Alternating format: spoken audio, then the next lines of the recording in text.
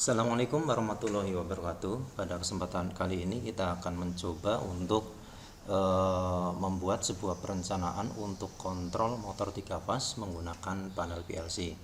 Jadi kalau sebelumnya kita sudah membahas bagaimana itu PLC dan bagaimana cara mengenali PLC dan contoh-contoh aplikasi PLC, pada kesempatan kali ini kita akan merencanakan praktek untuk mengoperasikan motor 3 fas menggunakan sebuah panel kontrol dengan menggunakan atau mengaplikasikan sebuah PLC. Nah, kita mulai untuk mempersingkat waktu. Jadi kita misalkan mempunyai sebuah motor 3 fas ya, motor 3 fas, kemudian sumber juga kita sudah disiapkan, ada sumber 3 fas L1, L2 dan L3. Kemudian untuk mengoperasikan motor 3 fas ini dihubungkan ke sumber 3 fas, itu ada beberapa komponen yang harus kita siapkan. Di antaranya yang pertama adalah komponen pemutus ya, komponen pengaman ini, pengaman terhadap beban lebih ya, dan pengaman terhadap beban atau arus hubung singkat, gangguan hubung singkat. Nah, yang kita contohkan di sini adalah pengaman yang kita gunakan adalah miniatur circuit breaker. Ini digunakan itu sebagai contoh pada kesempatan kali ini. Nah, yang kedua, setelah kita hubungkan sumbernya ya, sumber 3 fas L1 L2 ke bagian input dari MCB.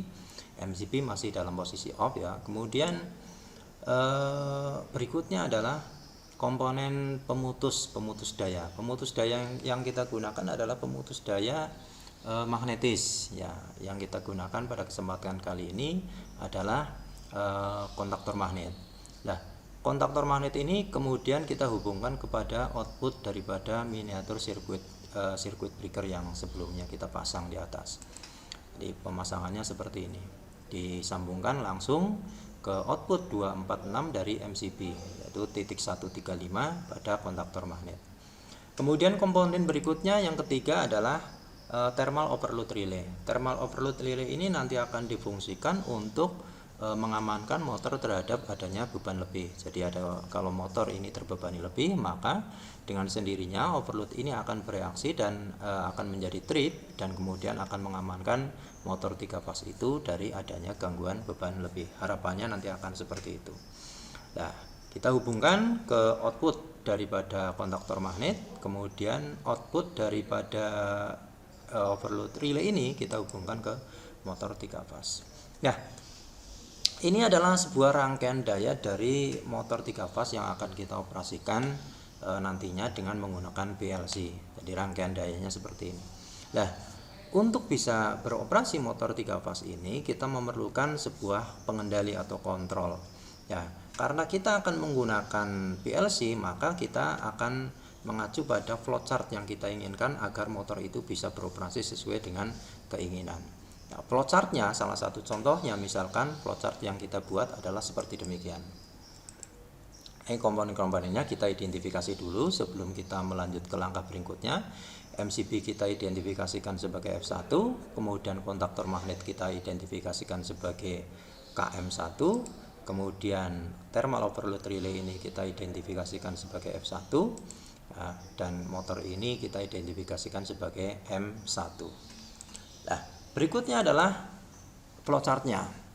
Pada posisi awal sebelum kita mengoperasikan motor 3 fas, kita di sini memasang beberapa komponen ya. Di dalam sistem kontrol ini ada beberapa komponen yang kita pasang. Salah satunya juga terpasang di rangkaian daya atau power circuit ya. Salah satunya yang dipasang di power circuit ini adalah KM1. Kemudian ada M1.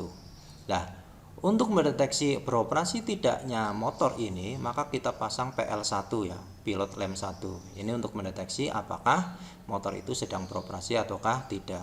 Jadi M1 ini kita deteksi dengan memasang indikator pilot lamp dengan PL1.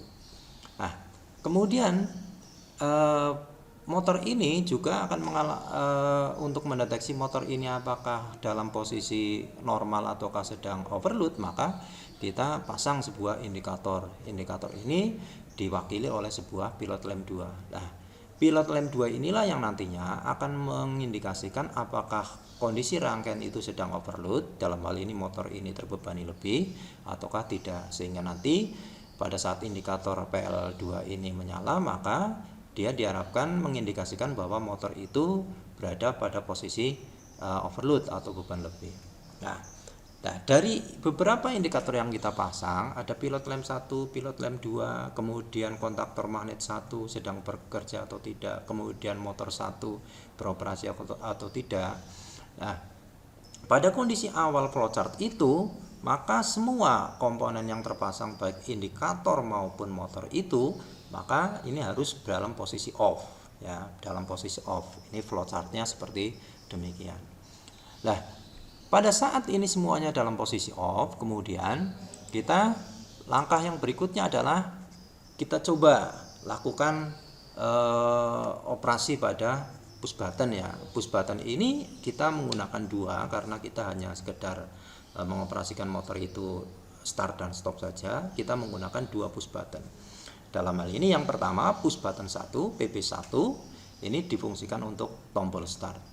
Ya, manakala PB1 kita tekan atau dalam posisi on, kita on kan, maka harapannya dari flowchart yang kita buat itu adalah KM1, M1 dan pilot lamp 1 itu dalam posisi on.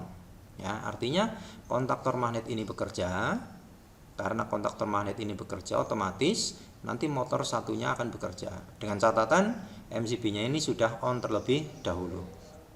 Jadi pengaman MCB ini kita on kan dulu, kemudian kalau PB1-nya kita on, maka kontaktor magnet ini diharapkan bisa on, kemudian motor satunya juga diharapkan on, kemudian pilot lampnya, indikator motor bekerja atau tidak juga diharapkan on.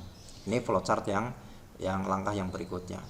Nah, pada posisi langkah ketiga atau step ketiga ini, PL2 itu masih dalam posisi off karena motor dalam posisi normal atau dalam kondisi normal. Nah, saat KM1, M1, PL1 on dan PL2 off, step berikutnya ya, kita aktifkan push button yang kedua. Push button yang kedua, kalau kita on kan, maka harapannya yang terjadi adalah kondisi seperti di awal ini akan terjadi. Ya, kondisi seperti awal ini terjadi. Artinya KM1, M1, PL1 dan PL2 itu off. Artinya kembali ke posisi awal. Nah, ini langkah atau step flowchart yang kita harapkan nantinya untuk menyusun rencana kontrol atau rencana program, ya, pengendalinya menggunakan PLC. Nanti harapannya langkahnya adalah seperti ini. Jadi yang pertama, ini kalau posisi sudah kembali ke posisi awal, maka langkah berikutnya PB1 ini kita on kan, maka kemudian KM1, M1 dan PL1 ini on, kemudian PL2 ini off. Kemudian pada saat KM1, M1, PL1 ini on, kemudian PB2 ini yang difungsikan sebagai tombol stop kita on kan, maka akan kembali lagi ke posisi awal. Nah, bagaimana kondisi trip itu terjadi? Kondisi trip terjadi manakala langkah step 1, 2, 3 posisi ketiga ini dalam kondisi KM1, M1, PL1 on, berarti motor sedang bekerja, terbebani lebih. Maka kalau ini terbebani lebih, yang terjadi adalah F1 dalam hal ini adalah overload relay, ini dalam kondisi on, berarti dia trip. Nah, kalau dia trip, maka yang terjadi harapannya adalah KM1, M1, PL1 dan on, tetapi PL2 ini menjadi KM1, M1, PL1 ini menjadi off dan PL2 ini menjadi on indikatornya. Jadi yang diharapkan terjadi adalah KM1, M1, PL1 ini off, tetapi PL2-nya atau indikator overload-nya itu dalam posisi on atau menyala. Nah, kira-kira inilah yang kita nantinya harapkan dengan flowchart ini kita sebagai panduan kita untuk merencanakan bagaimana kontrol rangkaian PLC itu dan program PLC yang akan kita buat, sehingga nantinya memenuhi flowchart yang kita buat ini, rencana flowchart atau langkah kerja rangkaian seperti flowchart yang kita inginkan. Nah, ini perencanaan yang pertama ya, dari rangkaian daya, kemudian flowchart yang kita inginkan. Kemudian step berikutnya kita adalah membuat sebuah tabel I/O. Tabel I/O ini yang nantinya akan memuat semua komponen yang kita pasang, yang kita pakai ini ya, ada PP1, PP2, F1, KM1, PL1 dan PL2. Kemudian termasuk fungsinya. Ini function ya, bukan function fungsinya.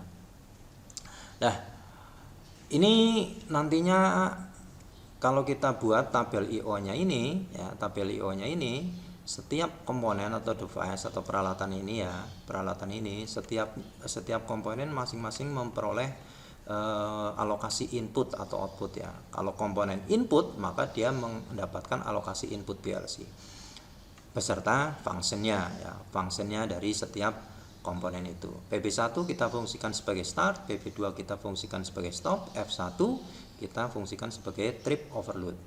Nah, PP1 mendapatkan alokasi, kita rencanakan saja di sini. Perencanaannya adalah alokasinya mendapatkan bit 01 pada channel 0 ya. Berarti di sini ditulisnya adalah 000, ini channelnya, kemudian bit 01. Kemudian PB2 ini mendapatkan alokasi bit input 03 di channel 0 sama.